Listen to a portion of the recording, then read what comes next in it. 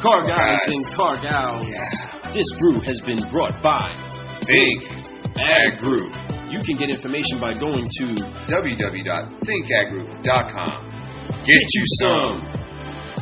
My dad's God.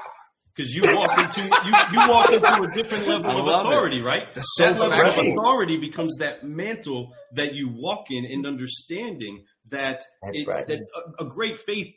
Jesus himself said, "I've seen no greater faith than in this guy right here that doesn't practice our stuff, doesn't know our stuff." That's right. But he said, "Hey, I know what authority looks like. If you tell me to do it, it's as good as done. I got it. I don't even need you to show up.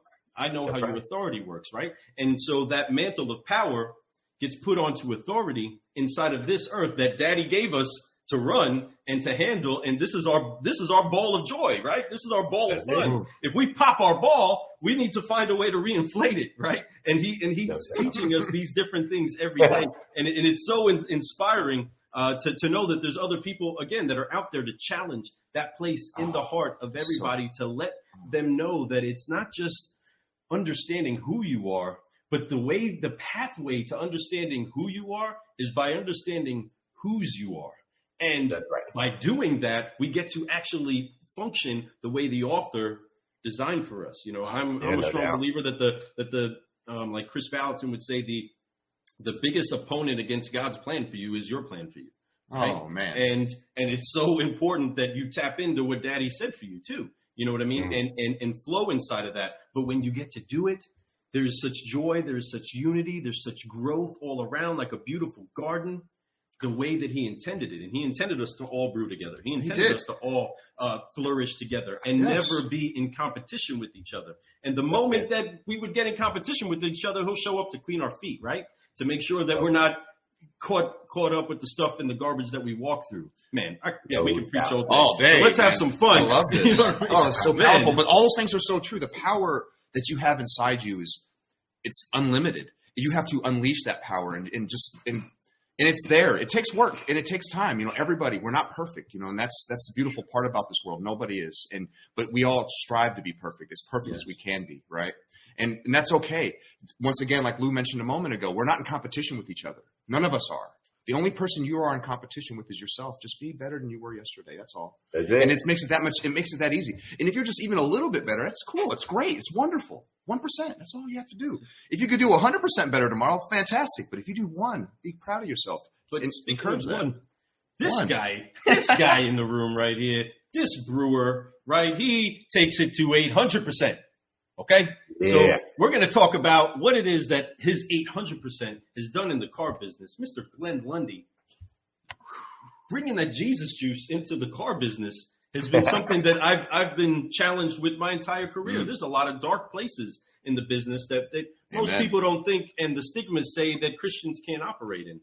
So what is it that got you into the car business? And really, what is that? What got you into the car business, Mr. Glenn? Money.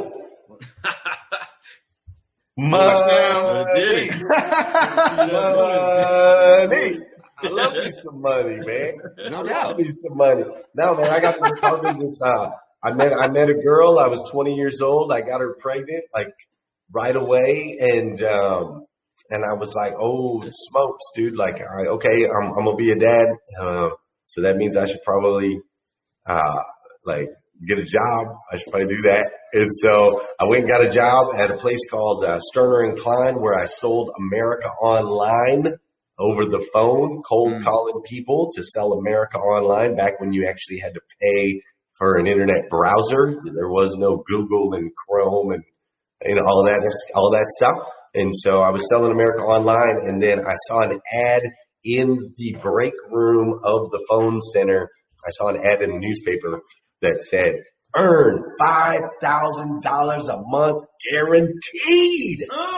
Boom. And I was like, what?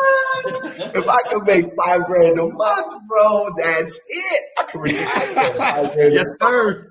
That's big money. I mean, this is 22 years ago, dude. Yeah. I was like, that's what's up. And so I saw the ad. I went and applied and got in. Jason Kitts. He interviewed me. It was at a Nissan Subaru dealership that they had just moved in from Colorado and bought. and they were like, hey, I was like, I ain't got no experience, but I got a mouthpiece I can sell. And he hired me on the spot. He was like, all right, cool. When can you start? And I said, well, I can start in 2 weeks. I got to let my other job know. And he was like, oh, sorry, off the table. I said, what do you mean? I said, what do you mean? He said, we're looking for people who can start tomorrow. And I was like, I guess I'm starting tomorrow. So I left the other place. I started on a Saturday. They put me in a room with a VCR and a bunch of Grant Cardone tapes. And I watched a bunch of Grant Cardone. I went out and sold a yellow manual transmission Xterra to a 19-year-old girl that didn't know how to drive a stick. Her and I went up in the woods. I taught her how to drive a stick. She bought the Xterra. I made a bunch of money and ain't never looked back. Brewing Solutions. Brewing ever since. Oh, man. Yes, sir. That's a great story. That is a great story. And it's truth, and coming in the business, very similar actually for me. It was actually almost identical story. It's weird that you said that. I'm a couple years older. I was in the military first, came out, and then, I joined because at the time, my wife now, but she got pregnant. So it was time for me to step up and do something for real. And I saw an ad myself. It was like $65,000 a year. I was like, whoa, let's go. 401k, yeah. Are you kidding me? Health benefits? Oh, snap. I'm balling, baby. Very first deal was a banger, and I was stuck. I couldn't get out this business. It was like, all right, man, this is a beautiful thing. And I'm absolutely in love with this business. I'm absolutely in love with the people I've met in this business, the friends and friendships I've made. I'm sure you have a lot of those stories, too. So that's what my next question is going to be, unless you – No, go ahead. So my next question for you, Glenn, question number 3 is that – coming up in this business, you have met a lot of people. I know that you started, I believe, in Flagship, Arizona? Flagstaff. I don't know why I said Flagship. Flagship is a bank, a subprime bank. Yes, sir, it is. And I know that. I know that lender very well. Yeah, I know you do. But absolutely, Flagstaff. I actually lived in Arizona for 3 years when I was in the Air Force in Tucson, so I should know that. I don't know why I said it wrong, but. That being said, I know you've come up in the business. You've been through some stuff. You've done it the right way. You've done it the wrong way, but you've always been passionate about it. You've always been a hustler. You've been a grinder. And then you came in, you had an opportunity at Dan Cummings. You did that. You crushed the game there and just completely exploded that dealership up. I mean, just took it from a good store to the best in the nation type store, and it's amazing what you did. Yes, you did. Glenn Lundy did that, guys. Now, don't get me wrong. Josh is a great guy, and I know Josh too. Josh is an amazing guy. Josh is amazing. You did change the game up in that place. You completely flipped it around, man. What a wonderful thing. So during that whole period of you coming up during that game, who was the one person that you think put the right mindset, helped you make that shift where you were at a path in the road, say, hey, I can go one way or I can go this way? Who was that person that showed you the way, that mentored you to say, go this way? There wasn't one, dude. That's a tough. I know that's tough to answer with one. That's like winning an award. Trying to pick that, pulling it down into the possibly the person that was most pivotal into helping. So at Dan Cummins, so you got to understand. Like right now, you just see Glenn Lundy. That's all you see, right? You see the camera, you see Glenn Lundy. But what you don't see is like my brain is literally being like, there's little parts of my brain that are firing. Like I'm constantly like, I got John Maxwell sitting over on this shoulder. I got Jim Rohn is sitting over here. He's whispering in my ear. Les Brown's hanging out back here. He's whispering stuff. Eric Thomas is over on the other side. Simon Sinek, Jocko Willix, Ed Milet, Grant Cardone. Like you see me, but there's like 50 dudes that are sitting in this chair right now. Not to mention, my ancestors and my parents and all the things. So I grant my power to the people that have come into my life and that have served me in a positive way. Josh Cummins being the most notable in the car business, him being that for me and me being that for him. See, what was special about Josh Cummins and I's relationship, and still is to this day, what was special about that is he made me like strive for more. I wanted to be better because he was such a good dude, right? Like a really good husband, a really good father. The way that he handled stressful situations was so admirable. The way that he negotiated from a place of power, but yet very low key. Like he's like the assassin on the team, right? Like he's just the solid, quiet dude, but he's a freaking killer, right? And so I learned so much from Josh, but at the same time, I pushed Josh to be a little more outgoing, a little more outspoken, to start self-development, to start reading and developing books and listening to podcasts and the different videos and going to events and conferences and things like that. So we just had this relationship. We were just like challenging each other to find the next great podcast, the next great Audible, the next great conference that we could go to. You know, we went to the Entree Leadership Conference and got to meet Simon Sinek and got to meet Maxwell and what's old boy, the pay cash for everything guy. I forget his name. I try to forget his name all the time because we're in the car business. We're like, hey, you can finance. It's okay. It's all good. Yes. Yeah, I agree. So I forget his name, but that was what was cool about that relationship. So as far as, the mentors that keep me on track, I got about 100 of them because my head can go in any direction at any given time. And so luckily I have now a perimeter. I got a perimeter of people that keep my head on straight. And then, we kind of go through the seasons and Josh Cummins was just a great dude. So that really worked for us at Dan Cummins, having the two of us constantly making each other better. Man, I love that answer. And it's true. We all draw inspiration from a ton of people. You could even use inspiration probably from somebody you grew up with. You could think about what's something they gave you a tip on when you were young, and you could be like, I still use that tip. And it's amazing how when you can be collective and actually have a conversation with somebody, and every conversation you have, there's something to be learned, right? There's always something to be learned from a conversation, whether it's something good or bad. There's something there to be learned. Right. So it's beautiful that you put honor to a lot of people. A lot of those names you brought out, I've read their books. I've watched a lot of their videos. Inspirational, much at that level. And then I have that Glenn Lundy over here. I got this over here for me. And so it's definitely there. And I agree. And I love how you put that there. And that's a good way of explaining and even giving a visual. And it's factual.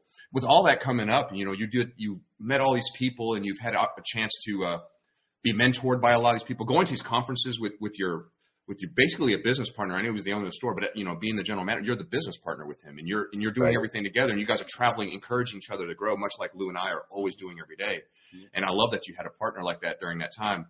And I know that there was a key. You have to have. There is, but there's a time when you have to go fly, and so there was a moment where this is going into the next question number 4. There was a moment for you where you're like, okay, it's time for me to go fly. So there was a time you're like, okay, I'm going to step away from being a general manager here at Dan Cummins, and I'm going to go do GlennLundy.com. I'm going to go rise and grind this thing. So what inspired you to go ahead and take that step? What made you say, you know what, I'm going to take a leap of faith and go ahead and say, this is what I'm going to do, and I'm going to make this work. And you just, man, have you made it work? But what made you do that? What was the inspiration, or what drew you to make yourself take that next step, make yourself fly? So that you can keep growing. That's right. Yeah, man, I am, you're most comfortable in life right before death, right? Yes. So I've seen that. I've watched people die, and there's this moment of comfort that comes right before that. It's brief, but there's a moment. It's almost like, right? Yes. And even myself, when I reached a real deep depression and I tried to take my own life, there was a moment where I was in the ocean. And I thought that it was my last moment on this planet. And I remember feeling so comfortable, man. I was just at peace. I was at rest. And so we're most comfortable right in life right before death. And you see this in business. You'll see somebody will fight tooth and nail to get into a position. And then when they get there, they get comfortable. And what happens? Fired, right? Mm-hmm. Or you'll see an athlete who works his tail off to get into the NFL or the NBA or Major League Baseball. And he works his tail off, and then he gets there, right? He gets to the league, and he gets comfortable. He thinks he made it. Mm-hmm. Gone. That girl, he's bagging groceries 2 years later, right? So what I realized in a moment, I wasn't looking for it. I wasn't planning on leaving Dan Cummins. I had no intentions of doing anything like that because I loved every single minute of every single day that I was at work, and I loved Josh Cummins dearly. But there came a moment after I spent some time at Hustle and Grind Con on stage with Eric Thomas and around, Danelle Delgado and all of these amazing human beings. And then I came back and I spent some time with my kids right after that for like 3 days. I took 10 days off of work for the first time in my career. And I spent some time, so I spoke with Eric Thomas, spent time with Danelle, came back, spent time with my family. And then I went to a men's Christian leadership conference where Scott Nickel, the pastor, was just really impressing upon us, like what it looks like to really fight for your message and for what you believe in versus just like kind of doing it, like Jesus. We have this picture of him like carrying around a sheep, like he's all flannel graph or something like that. Like he's just this nice little dude.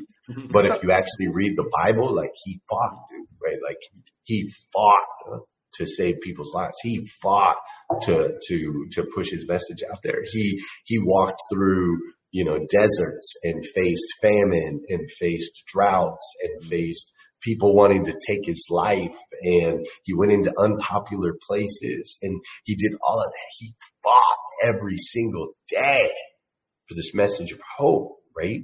And so he loved us enough to fight like that. And so I looked at all that and I was like, boom, the stage with Eric, the time with my family, the Men's Christian Leadership Conference. And when I kind of got back to work that Monday morning, I was talking to one of the other owners and it just hit me like, this is really comfortable. Me being at Dan Cummins was comfortable. Me making $750,000 a year as a GM was comfortable. It was really comfortable, bro. Like, nice. Right? Like my kids are taken care of. I don't have to worry about any bills. I don't have to worry about that. I'm the face of the dealership. I get to drive Hellcats, whatever the heck I want. I can basically come and go as I please, which I always can because that's the way I roll. So I was working 80-hour work week, but that was by choice. It wasn't Josh requiring me to do that. Right? So it was really comfortable. I just didn't realize how quite comfortable it was, and comfortable scares the crap out of me. So I just felt a tug. It was like God was saying, all right, Glenn, you could stay right here, right now for another decade and you'll be nice and comfortable. Or you can follow me, get off the boat, step out into the water, and let's see what you can really do. Mm-hmm. And so I decided to act on that tug. And it didn't make sense.